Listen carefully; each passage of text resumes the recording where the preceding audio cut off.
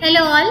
In day 4 we are going to learn the commands like array, wall layer, scale, paint, door and window placement, hide in the view. Let's learn these commands now. So let's learn the array command. For better understand, I just place any one of the component. For that I just go to the component option and then you can say place a component. By default you may have a different components in the property bar. So you can take any one of the component just for example and then I am just placing it here and then come out from the command. So here there is a hall or room you can say. If I want to arrange this table in a row and column wise, then I use a array command just like AutoCAD. Here we have a rectangle array and polar array.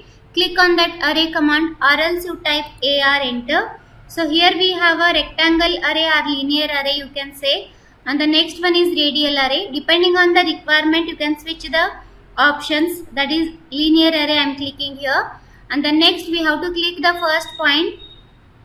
This see here we have a second point, that is nothing but whatever the distance I am clicking, that is the distance between the first object to the second object. Even you can go to the last option, that is the distance between first object to the last object. And then here I just click the first point and I just move it to the second because I selected a second point here. So just click here. So just have a look on the distance, how much distance you want between two objects, that is 2.5, 2.8, whatever it may be, and then click it. So once you click, it is asking you that how many objects you want to place or how many objects you want to array or copy. So you can go with 3 or 4 depending on the requirement. Again, if I want to array this, then this time you just select all these 3 objects and then get the array command and then linear and then pick the first point, or this time I just click on the last point. The first point and the last point I am clicking here. Whatever the number you are giving, that you will get in between the first and last objects. You can say 4 enter. Like this way, whenever you want to arrange any object in a column and row wise, we use the rectangle array or linear array. So come to the polar array now. Here I have a circle and then any object. If I want to copy this object in a polar way or in a radial way, so we go to click on the array option. As I already told you, in array we have linear and then radial option. Now I am switching it into the radial, and then the first point already has taken. If you want to change the first point, even you can just go to the option that is place one. So I just select the first point as the center of the circle. This is the first point of the plane of rotation, and then I am clicking the second point. So I am going to copy this in a particular angle. You can say you can move your cursor in a clockwise and anti-clockwise direction. So that is about 45 degree and enter. So next it is asking number of objects. You can say 8 and enter. Between 45 degree you will get the 8 objects. So if you want to rotate it again I am clicking on the array option and then polar array. So now this time I am switching it to second option, that is the distance between the first and second or angle between the first and second. I am going to click on the place point to select the first point of the rotation.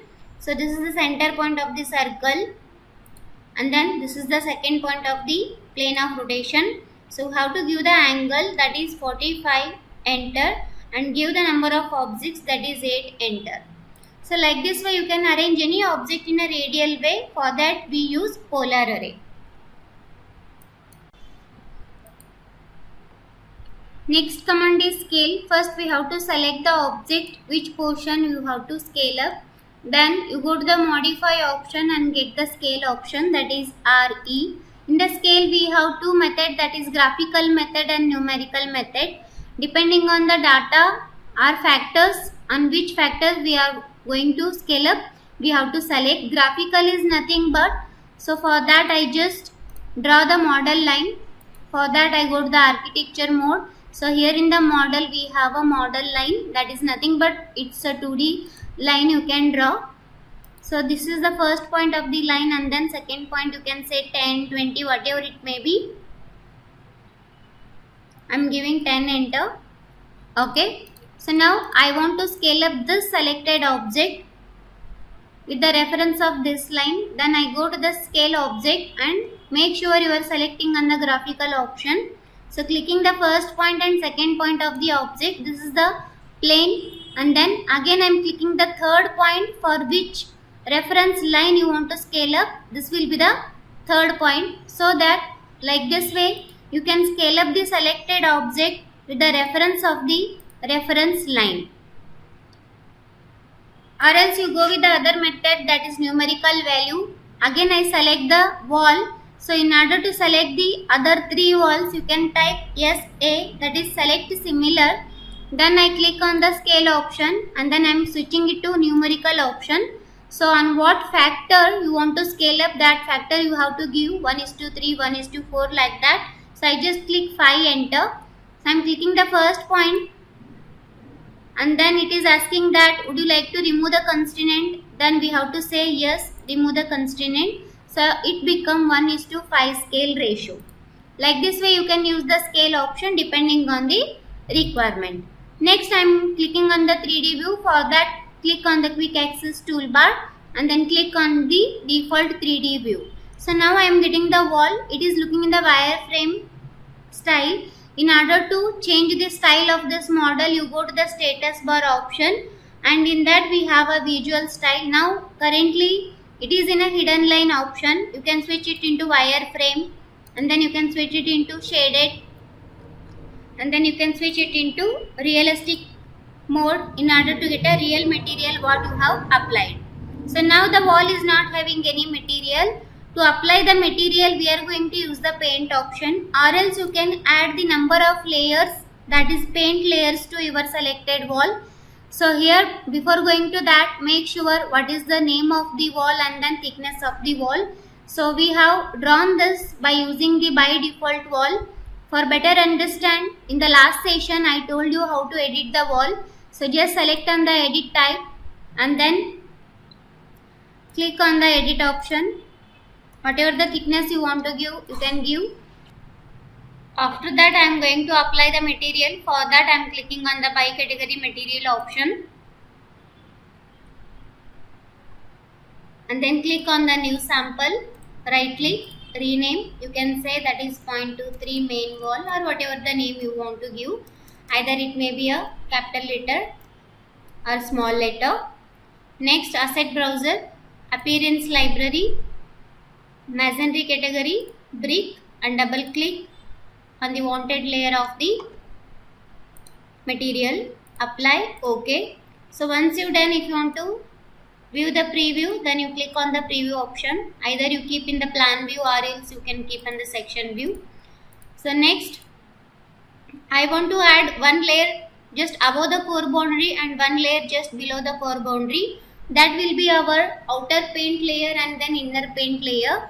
So here we have a insert option. So you can click on the insert option. So just have a look where you get the layer, that is structure 1. So I am just making it up just after the core boundary and then click on the insert and then one layer you can just send it down just below the bottom core boundary option.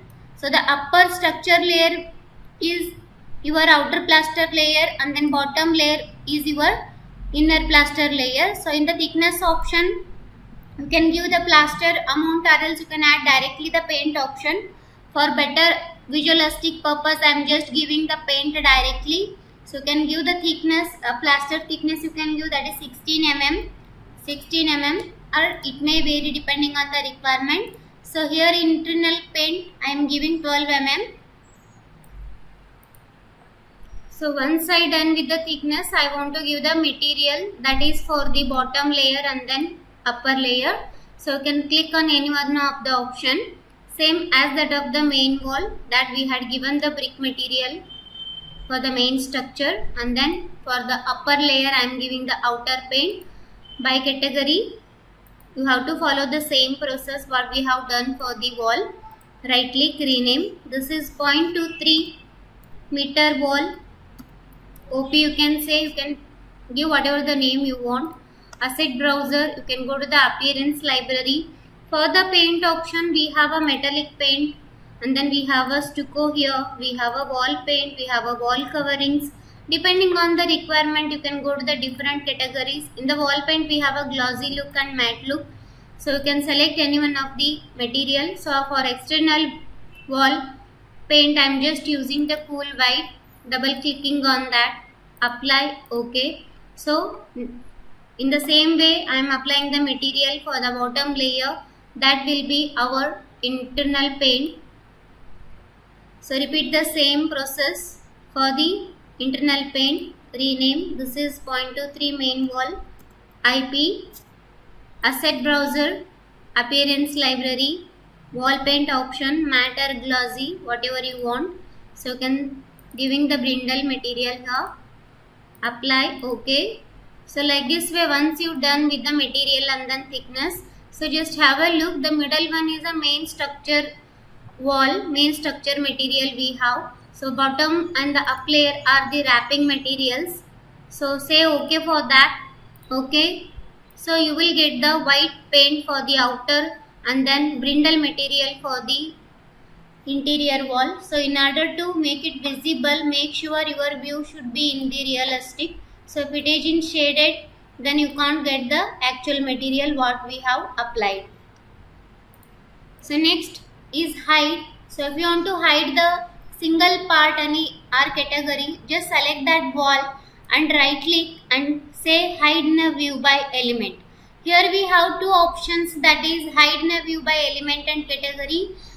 Hide in a view by element is nothing but, so you can hide only the selected wall like this, and then if I select the wall again and then right click, hide in a view by category means whole wall category hide it as shown in the screen. So if I want to bring it back, then again I just right click, then now I am just finding it for the unhide option. We don't find the unhide option. For that you just go to the status bar option. There is a option called reveal hidden elements. There is a bulb symbol here. You can click on that option. Whatever the things we hided that are visible in the pink color, I am selecting this wall and right click, and then you can say unhide in a view by element, because I hided this wall by element method. And then again I am selecting this and then unhide in a view by category, so that make sure your walls are not visible in the pink color to unhide. And then again I have to come out from the reveal hidden element mode. For that again I am clicking on the close reveal hidden element, which is in the status bar.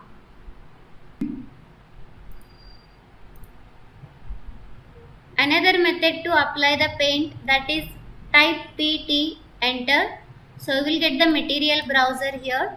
Material browser, here we have a different materials already what we have created, that you can see here, that is 0.23 internal paint or outer paint. Whichever the paint you want to apply, just select that and then apply over the wall faces like this, and even you can change the paint like this and then say done. So if you want to apply the other paints rather than these two, then we have to create the sample material. For that I am going to click on the manage and then material. So just be ready with the material sample before going to apply the paint. So I just do the same process, that is create new material, rename. You can say that is pink color paint or white color paint, whatever it may be.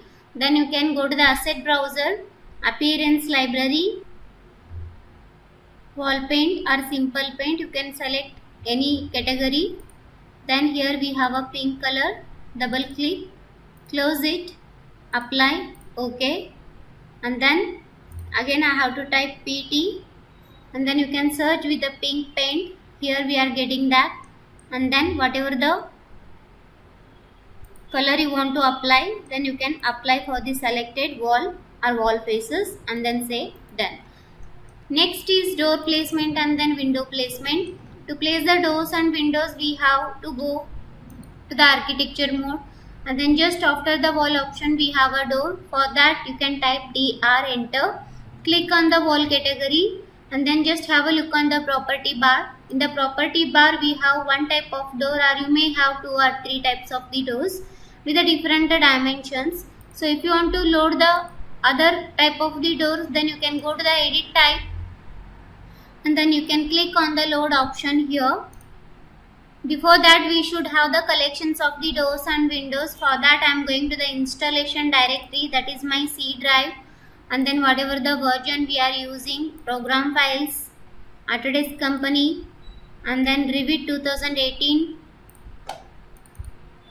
and then in that we have to search it for the libraries. So I pasted that folder in other drive, that is the D drive, and then Revit projects. In that I have a folder called Revit families, and then here we have a door families and then window families. You just go back, and then we have a separate folder of the doors, that is door folder, and then here we are getting the different door formats. Even you can change the views into thumbnails, and then you can load the wanted type of the door whichever you want to place and say open. So once you load, you say OK, so that you will get in the property bar. Before going to place over the wall, we have to rename this. Depending on our requirement, we are going to edit it. For that, I am clicking on the edit type and then duplicate. For the main door, I am giving the name, that is MD. You can take about 3 feet 6 inch is the width, and then 7 feet is your height. So now we are doing the model in meter, means you can go with 1.2 meter by 2.1 meter and OK. So here we have so many options like thickness, height, and then width option. As like the name, I am changing the width as 1.2 and the height as 2.1. Even if you want to change the door panel material and then frame material, you can change. Here we have a door panel and door frame. You just click on this material option, we have a door frame. So create the same process, create a new sample, and then right click and rename. You can say door panel or door frame. Go to the asset browser, go to the appearance library, go to the wood category and panels. You can select the any panel whichever you want, and then apply OK. So now like this you can change the door panel or frame panel material and simply say on OK. So now you can't place the doors. So if you don't have the wall, because it is a hosting family, it needs a hot host, then you can place it. This is the main door. I am clicking on the wall. Once you click here, you are getting the dimensions. To arrange the dimensions, you can use the arrow mark to adjust the distance, or else you can use your move command. So I am placing the door exactly at the corner of the wall, and then I am switching the door panel to the wall side. For that I am flipping it like this. Even you can flip inside and outside by using this arrow. So if you want to give the distance, then you can give, always leave the gap before going to place the door. That is the offset we have to give, like 2 inch, 3 inch, 4 inch, depending on the type of the door. In the same way, I am just going to place the other doors. So you can go to the single door flush and then edit it and then duplicate it. This is the main sub door, that is D, and it is about 1 meter by 2.1 meter. I am changing the width according to the name, that is 1 meter, and height as 2.1 meter. If you want to change the door material, frame material, you can change it. Now I am placing this for the bedroom or any other rooms, whichever you want. Then once you place, you can go and then flip that. Always keep your door panels just after the wall and use your arrow keys to adjust it like this. So next for the bathroom door, I am just taking the door symbol. Same way I am just editing it, duplicate, and this is the D1, that is about 0.9 meter by 2.1 meter. You should know the standard parameters of the doors and windows. Width is 0.9 and then height is 2.1, and then I am placing the door here. Don't place the door exactly in the middle of the wall, and then flip it according to the requirement. In order to check this in 3D, click on the 3D view option which is in the quick access toolbar. Like this way you can place the number of doors, that is your main door, and then D1 and then D2. To rotate the model, you use your shift and scroll button to rotate the model.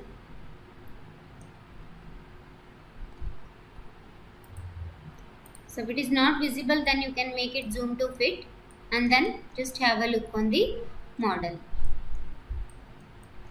So next, as like door, we are going to place the windows also. After the door symbol, here we have a window. So in the property bar, we have one type of the window. If you want to load, either you can go to the edit type option, or else simply you can say load family. Doors and windows are nothing but these are the family or components. So we should have the collections of the different types of doors and windows. You can load it from the selected folder.